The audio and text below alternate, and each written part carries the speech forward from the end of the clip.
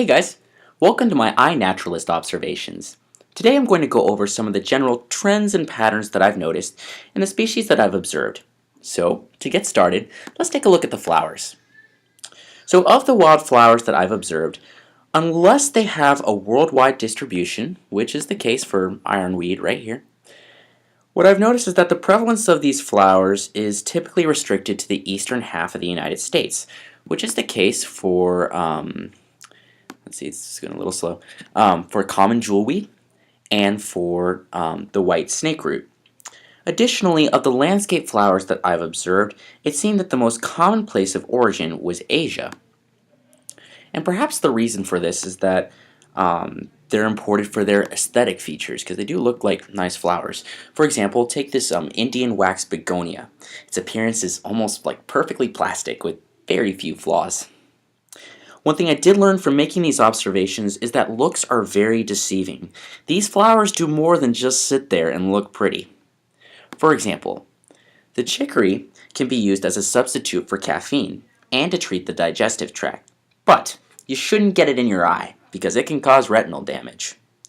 Furthermore, the presence of butterfly bushes has helped sustain butterfly populations in urban areas, which is good because we need to promote the health and existence of pollinators.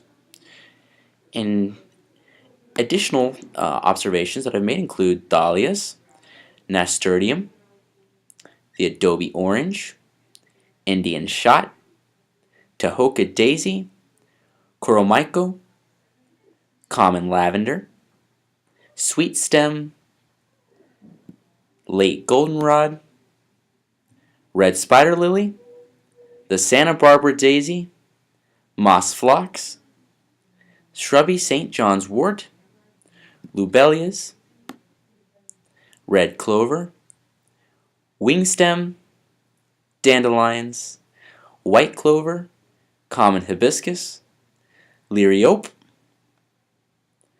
rugosa rose, and finally mophead hydrangea. So, in terms of trees, I saw similar patterns as with the flowers. Non-native trees were typically from Asia, as was the case for this Chinese elm that we have right here. At WKU, for some of these foreign trees, it's not exactly clear whether they were planted, obviously some of them were, but if it was planted intentionally or if they took root after migrating through the wind. Interestingly though, I was surprised that there weren't more like European or African trees, as they say that the Atlantic Triangle trade from the era of Columbus was responsible for changing the landscape here in the Americas. But I only observed one European tree, and that was the Norway maple, and one African tree, and that, believe it or not, is the Atlas cedar. But yep, they're from Africa. Many of the trees that were native, again, were only found in the eastern half of the United States, as was the case for this white oak. Now, why might this be? If I had to guess, we're going to zoom out a little bit more just so that this is clear. If I had to guess, I would say that it's because of the Rocky Mountains and the deserts here, that they serve as like a natural barrier that prevents these species from migrating and establishing populations over here in the western half of the country. Some additional observations I made include the pagoda dogwood, the star magnolia, use the mouse a little better, the Yoshino cherry, the pin oak, the Callery pear, the horse chestnut buckeye, the golden rain tree, the basswood, the American elm, the trident elm, the sugar maple, that's where we get our maple syrup, red maple, the ginkgo, the willow oak, the Japanese maple, the common hackberry, the Nikau palm, the American holly, the black oak, the eastern juniper, the river birch, the eastern hemlock, and finally the crepe myrtle. Okay, so in terms of general plants, I found that my observations had very interesting origins and adaptations.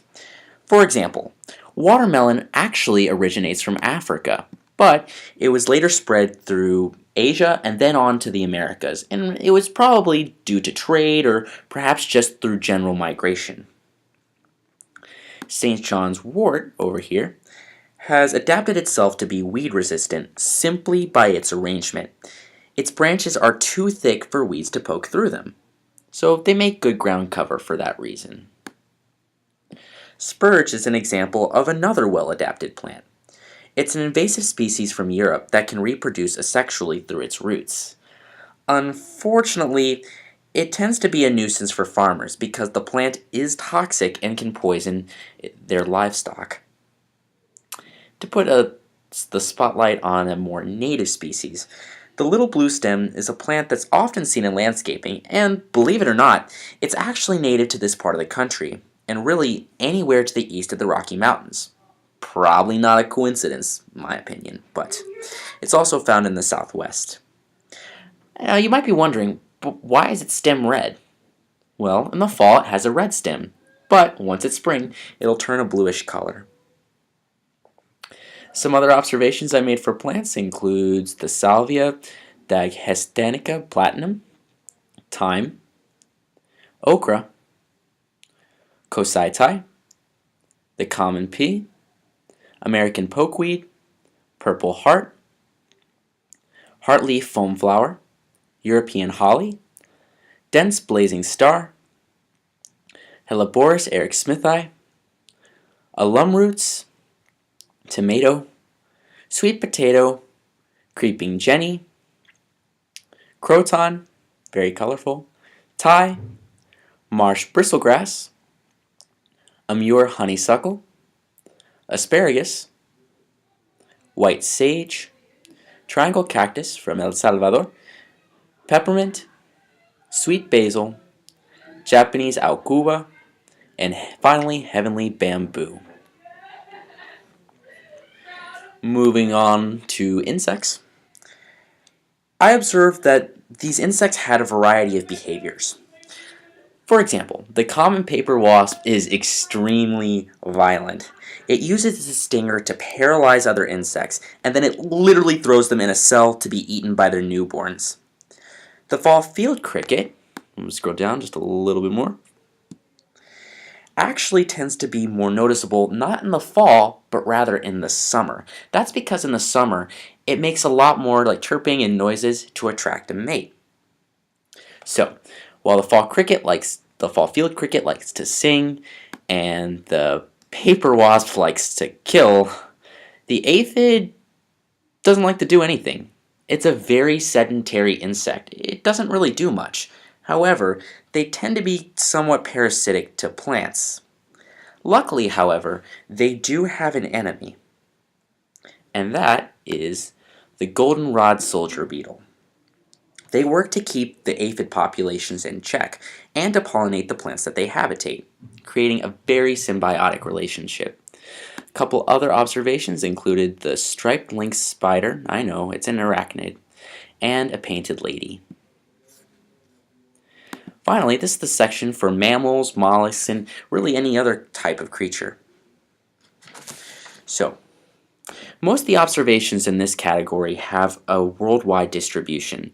This is the case obviously for humans because we live on almost every continent, but also for other species such as the leopard slug, which can eat almost anything, including other slugs, and the common green shield lichen.